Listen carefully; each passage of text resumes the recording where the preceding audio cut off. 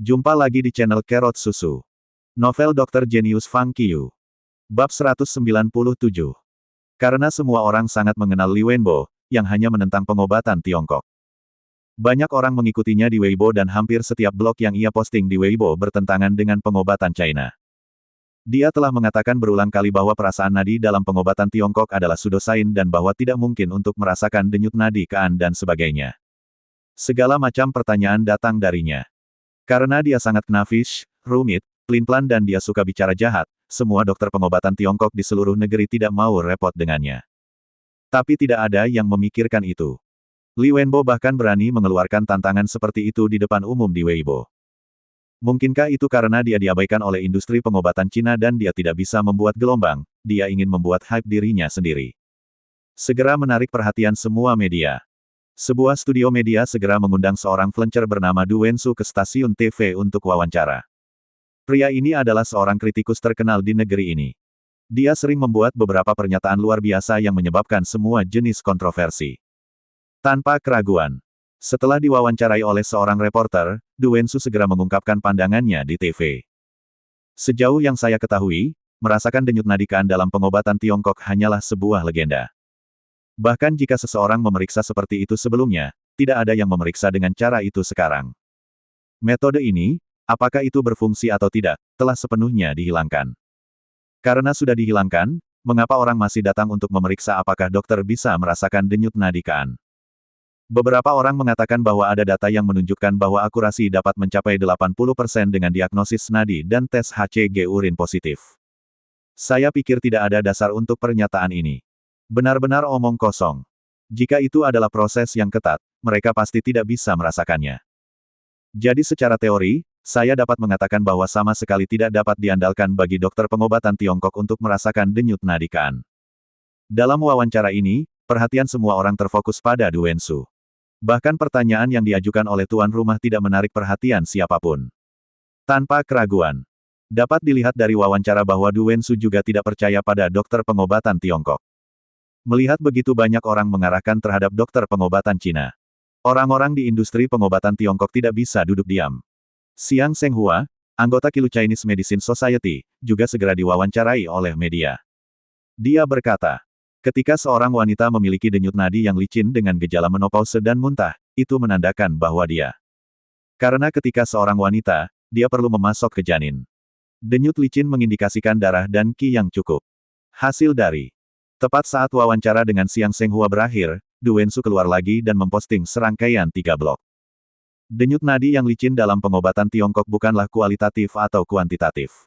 Pandangan bahwa denyut nadi yang licin seperti mutiara yang bergulir di atas piring adalah murni subjektif. Metode kualitatif dan kuantitatif adalah cara mempelajari pertanyaan. Banyak hal dapat diukur secara kualitatif dan kuantitatif. Tetapi merasakan denyut nadi dalam pengobatan Tiongkok tidak bisa kualitatif atau kuantitatif. Ini sepenuhnya metafora dan perasaan subjektif. Ini menyebabkan hasil bahwa beberapa dokter pengobatan Tiongkok memiliki pandangan yang berbeda ketika mereka merasakan denyut nadi. Jenis nadi berbeda satu sama lain. Yang mana menurut Anda? Jadi menurut saya, yang disebut dokter pengobatan Tiongkok dapat merasakan denyut nadi Kaan benar-benar bohong. Itu sama sekali tidak bisa dipertahankan. Pada saat yang sama, dengan penampilan pendukung pertama. Li Wenbo, penggagas tantangan itu, bahkan lebih arogan. Dia tidak hanya mengolok-olok dokter pengobatan Tiongkok berkali-kali di Weibo tetapi juga mengambil keuntungan dari masalah ini, mengatakan bahwa media dengan kekuatan dapat mengatur audisi, dokter pengobatan Cina yang baik di Cina, untuk dengan kejam mengejek dokter Cina obat. Ini membuat dokter pengobatan Cina lebih marah. Banyak dokter pengobatan Tiongkok menonjol dan dengan marah membantah Li Wenbo dan Du Wensu. Pertarungan ini belum dimulai tetapi opini publik sedang berjalan lancar. Masalah, diagnosis denyut nadi untuk Kaan, terus bergolak dan menyebar dengan cepat di Weibo. Itu bahkan dinilai oleh media medis Wei sebagai salah satu cerita besar dalam profesi medis. Pendukung di kedua sisi juga memiliki pandangan mereka sendiri tentang masalah ini. Di Weibo, komentar bahkan meledak. Aku hanya ingin tahu mengapa dokter pengobatan Barat sangat membenci dokter pengobatan Cina dan aku menunggu hasilnya. Diagnosis pengobatan Tiongkok, lihat, dengar, tanyakan dan rasakan denyut nadi semuanya sangat diperlukan. Apakah ada seseorang yang hanya membuat janji untuk diagnosis denyut nadi? Bisakah dokter pengobatan barat membuat diagnosis berdasarkan selembar kertas tes? Dokter pengobatan Tiongkok telah ada selama ribuan tahun. Mereka memiliki kemampuan. Mereka yang mengatakan bahwa pengobatan Tiongkok tidak sejalan dengan sains sama seperti mengatakan bahwa Zuyi dan Cuci tidak sejalan dengan tata bahasa Inggris. Kelompok terpadat di dunia telah berkembang biak hingga sekarang di bawah perlindungan dokter pengobatan Cina. Yang membuat saya paling marah adalah bahwa seseorang mengatakan leluhurnya hidup salah melalui standar orang lain. Pengobatan Tiongkok sangat luas dan mendalam. Jangan meremehkan dokter pengobatan Tiongkok. Hanya ada dua konsekuensi dari masalah ini. 1. Tidak ada alasan, tidak menerima. Jika seseorang menerima, dia pasti akan kalah, yang akan berdampak besar pada dokter pengobatan Tiongkok. Jadi, hasil akhirnya pastilah bahwa tidak ada dokter pengobatan Cina yang berani menerima tantangan itu. Semuanya, lupakan saja. Panasnya denyut nadi Kan menyebar dengan sangat cepat. Tidak hanya BBS tetapi juga seluruh industri obat Cina menggelegak. Bukan hanya para dokter pengobatan Cina yang terkenal itu tetapi juga rumah sakit dan universitas di seluruh negeri membicarakannya. Sini. Para siswa dari Universitas Pengobatan Cina Jiangjing juga marah karena mendengar berita itu. Semua siswa sangat marah. Apakah Li Wenbo ini idiot? Pengobatan Tiongkok telah menjadi harta warisan Cina kita sejak 5.000 tahun yang lalu. Bahkan negara kita mengakuinya. Kenapa dia harus mempertanyakannya? Dan Du Wensu itu terlalu tak tahu malu. Dia bahkan mengatakan bahwa pengobatan Tiongkok kita mengandalkan dugaan, kami tidak ilmiah, dan bahwa dokter pengobatan Tiongkok tidak dapat diandalkan. Dia bahkan mengatakan bahwa dokter pengobatan Cina kita sedang berbicara omong kosong. Dia hanya seorang idiot. Tanpa dokter pengobatan Tiongkok, leluhurnya tidak akan bisa bertahan, tetapi dia bahkan berani mengatakan kata-kata ini. Tidak hanya Universitas Pengobatan Cina Jiangjing, tetapi juga para mahasiswa dari semua Universitas Pengobatan Tiongkok di Tiongkok geram. Pengobatan Tiongkok adalah semacam keyakinan bagi para siswa ini. Itu karena mereka menyukai pengobatan Tiongkok dan mencintai pengobatan Cina, mereka hanya pergi untuk belajar di perguruan tinggi TCM. Tetapi sekarang, seseorang benar-benar berani mempertanyakan iman mereka. Itu membuat mereka sangat marah, sangat marah. Chen Yinseng, sebagai wakil presiden Universitas Pengobatan Cina, juga menerima berita itu. Awalnya, hal semacam ini tidak ada hubungannya dengan perguruan tinggi TCM. Dia, sebagai wakil presiden, tidak perlu repot dengan itu sama sekali. Tapi Li Wenbo membuat gelombang besar. Tidak hanya para siswa yang penuh dengan kemarahan yang benar tetapi juga banyak guru yang sangat marah. Dia benar-benar takut bahwa beberapa guru sangat marah sehingga mereka akan menerima tantangan itu. Kami akan mengadakan pertemuan direktur pada jam 2 siang. Chen Yinseng memberi perintah. Jam 2 siang. Direktur dan asosiat direktor dari setiap perguruan tinggi universitas datang ke ruang rapat gedung kantor. Apakah kamu semua menerima berita? Di awal pertemuan, Chen Yinseng berdiri di depan kursi ketua dan bertanya. Semua direktur dan asosiat direktor yang hadir mengangguk. Li Wenbo benar-benar tidak tahu malu. Biasanya, ia terus mencari peluang untuk memfitnah dokter pengobatan Cina kami. Sekarang, dia bahkan telah membuat gelombang besar. Apakah dia benar-benar berpikir bahwa tidak ada bakat dalam pengobatan Tiongkok kita? Kata seorang direktur. Dan tentang Du Wensu, aku curiga bahwa mereka berdua baru saja berkolusi bersama untuk secara khusus membidik dokter pengobatan Cina kita. Kata direktur lain dengan marah. Saat mereka berdua berbicara, yang lain mulai memanggang. Seperti yang mereka katakan, mereka sangat tidak puas dengan Li Wenbo dan Du Wensu yang telah menimbulkan masalah. Berhenti. Mendengar diskusi semakin panas dan melihat beberapa direktur marah, Chen Yinseng menggelapkan wajahnya dan segera berteriak. Alasan mengapa aku memintamu untuk datang ke sini hari ini bukan untuk membicarakannya. Mendengar itu, mereka segera menutup mulut mereka dan tidak mengatakan apa-apa lagi. Ini adalah universitas, bukan bidang pengobatan Tiongkok. Para dokter di universitas kami adalah guru dan siswa adalah mahasiswa.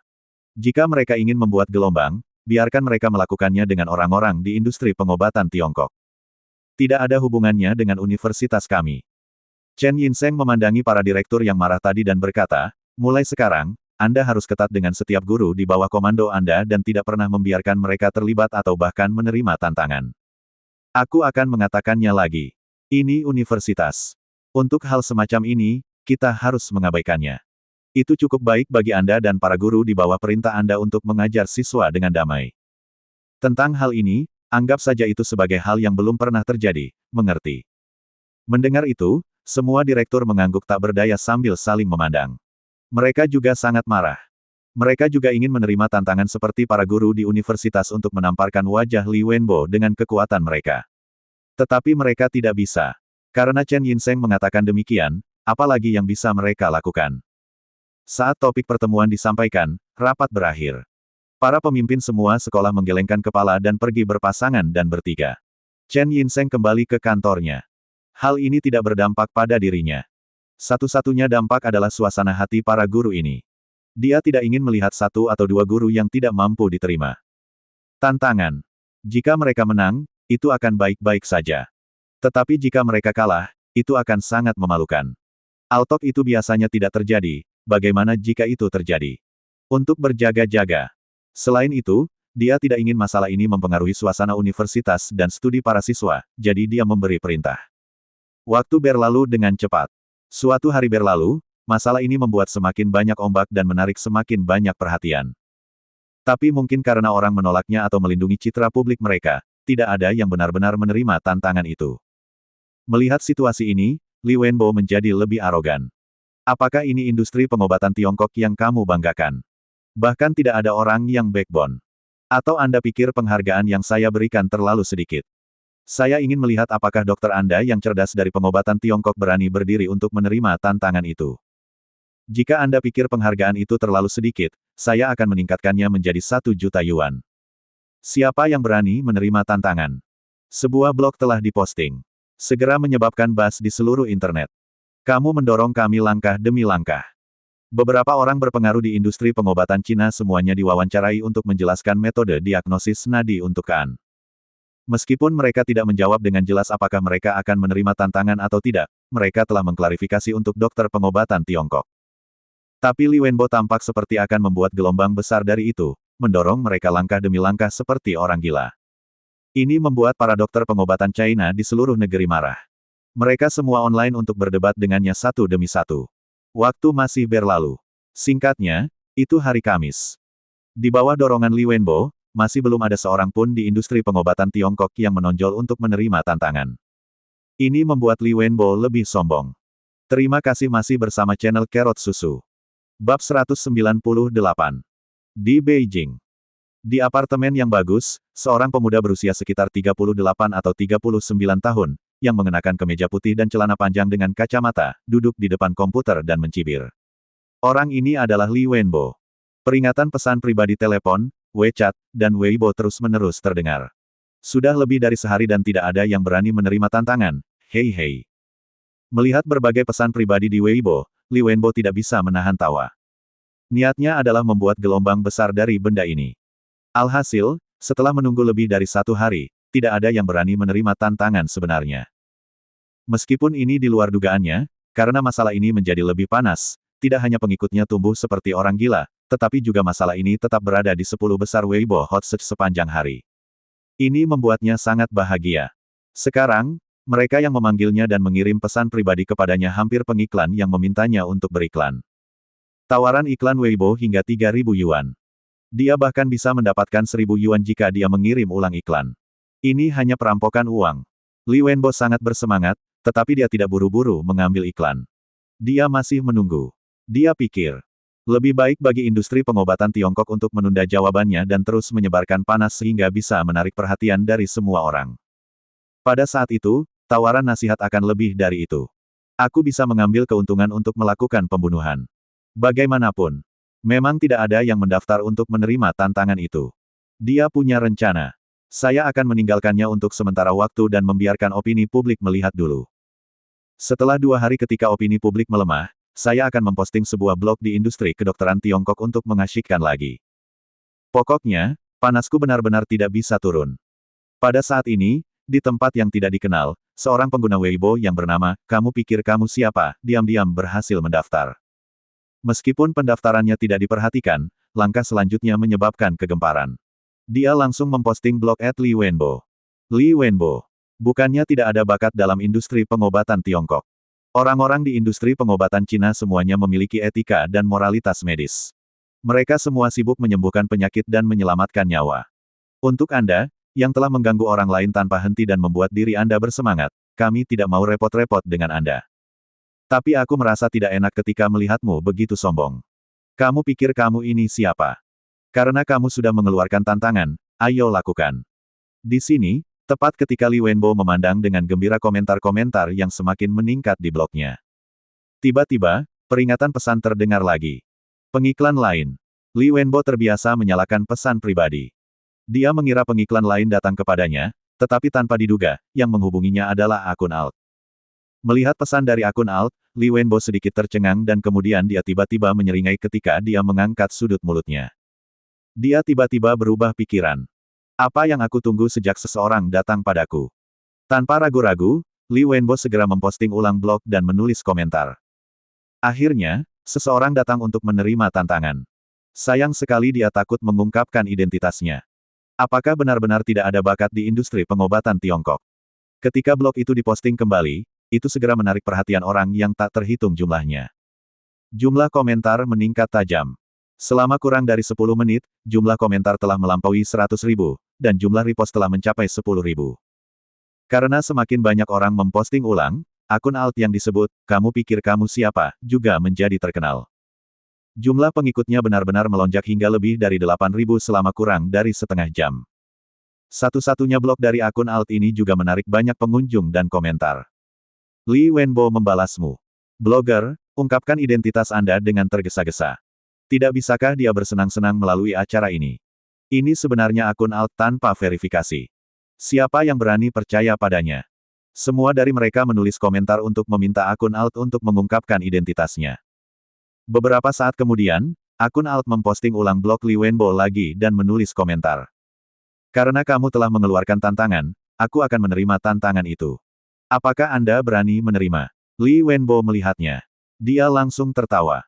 Dia akan senang jika akun alt memposting lebih banyak blog untuk membantunya meningkatkan panas. Yang dia inginkan adalah orang seperti ini yang bisa membangkitkan topik. Segera, dia memposting ulang lagi. Sangat misterius. Orang-orang dari industri pengobatan Cina tidak lebih dari ini. Karena kamu berani bertemu langsung, aku berani menerimanya. Bola balik, panas dari seluruh acara telah mencapai rekor tinggi lagi.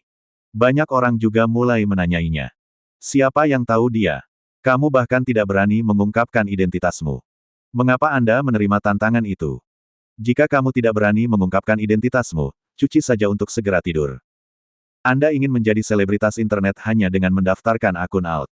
Jangan menghina orang-orang dari industri pengobatan Tiongkok kita. Tidak ada yang tahu tentang dia. Tidak ada yang tahu apakah dia adalah dokter pengobatan Tiongkok atau tidak. Sebagai influencer, haruskah Anda berbicara omong kosong? Netizen semua mempertanyakan identitas akun alt sementara orang-orang industri pengobatan Cina berteriak-teriak melecehkan Li Wenbo. Bagaimanapun, Li Wenbo terus membuat gelombang akhir-akhir ini. Sekarang, hanya sebuah pernyataan jahat yang akan membuat orang-orang dari industri pengobatan Tiongkok marah kepadanya. Sama seperti semua orang sibuk membedahnya, akun alt memposting sebuah blog lagi. Aku pasti akan menerima tantangan. Aku akan mengungkapkan identitasku besok. Kamu pikir kamu siapa? Dengan 3 tanda seru berturut-turut, itu segera mengatur atmosfer ke. Blogger itu keren. Aku menunggu kamu untuk mengungkapkan identitasmu. Blogger, kamu tidak bisa melarikan diri. Aku masih menunggu permainannya. Kamu pikir kamu siapa? Haha. Apa yang dikatakan blogger itu keren. Saya khawatir Li Wenbo sangat marah. Jelas, di Weibo, kebanyakan orang hanya penonton.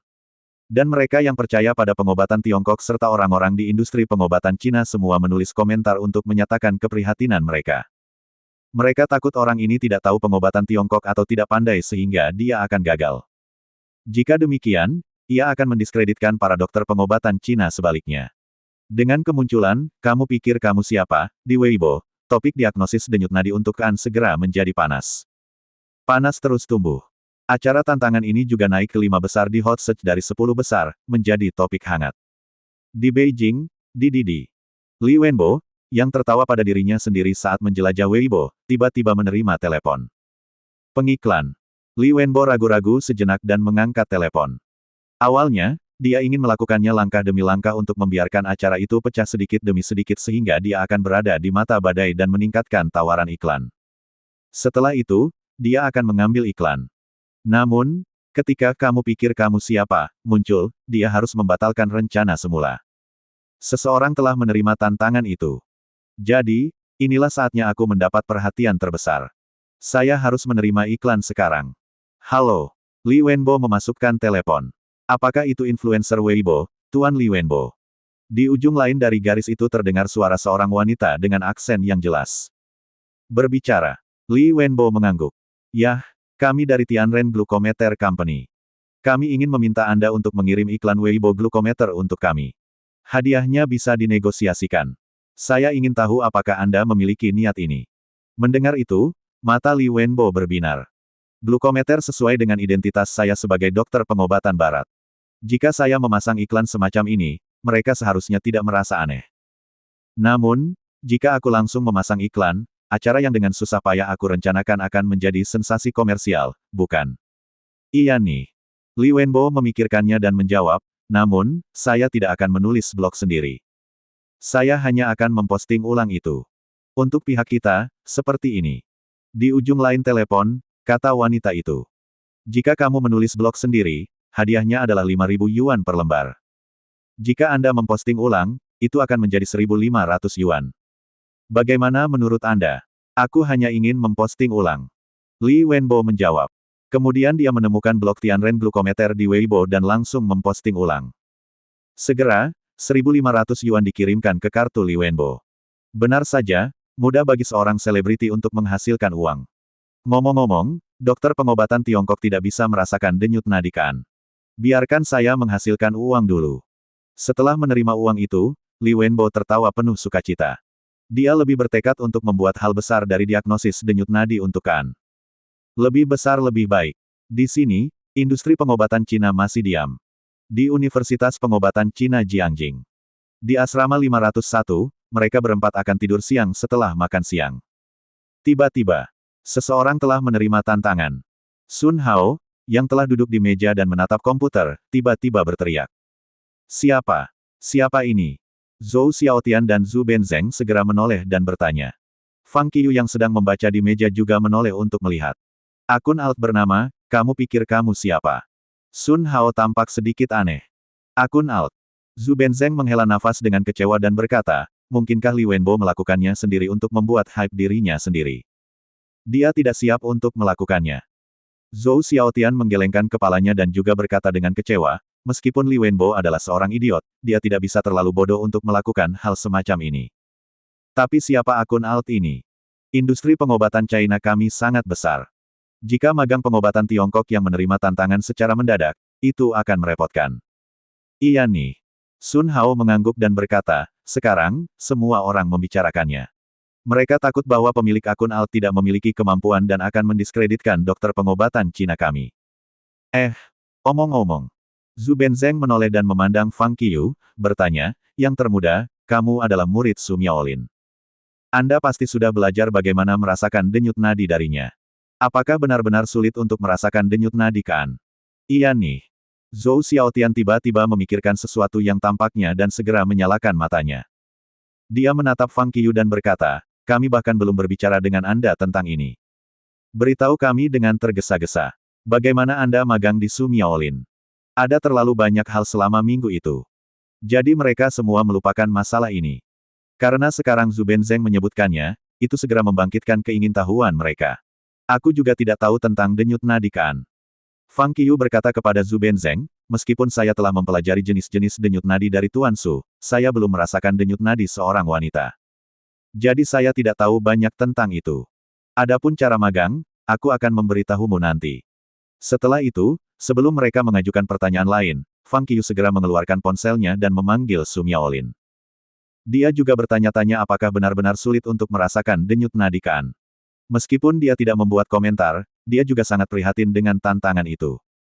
Lagi pula, dia adalah anggota industri pengobatan Tiongkok dan telah mengalami keajaiban pengobatan Tiongkok dalam tulang. Dia sangat yakin bahwa dokter pengobatan Tiongkok tidak sesederhana yang terlihat di permukaan. Halo. Telepon terhubung. Suara malas Su Miaolin terdengar. Bapak. Su, apakah sulit merasakan denyut nadi Kan? Fang Qiyu buru-buru bertanya. Tentang ini. Su Miaolin terdiam dan bertanya, apakah Anda juga mengikuti berita tentang tantangan online? Iya nih. Fang Qiyu mengangguk. Kamu sudah banyak belajar jenis nadi. Adapun denyut nadi Kan ini, jika Anda ingin belajar, Anda bisa datang kepada saya besok sore. Saya akan mengajari Anda saat itu. Kata Su Miaolin. Baik. Fang Qiu mengangguk dan menutup telepon. Bagaimana? Bagaimana dengan itu? Sun Hao segera mendekat dan berkata. Apa yang dikatakan Tuan Su? Dia tidak mengatakan apa-apa. Fang Qiu mengangkat bahu dan berkata. Dia memintaku untuk pergi padanya besok dan dia akan mengajariku. Mendengar itu, mereka bertiga iri. Di mana menemukan guru yang baik? Dia dapat mengajarkan apapun yang ingin Anda pelajari tanpa membatasi kebebasan Anda. Sama seperti mesin baca elektronik, Anda bisa menunjuk kemanapun Anda tidak mengerti.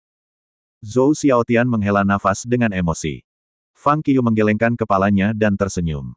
Yang termuda, ceritakan dengan tergesa-gesa. Bagaimana Anda magang padanya? Bukankah Anda mengatakan bahwa Anda akan belajar secara mandiri? Mengapa Anda magang ke Su Miaolin dalam Thrice?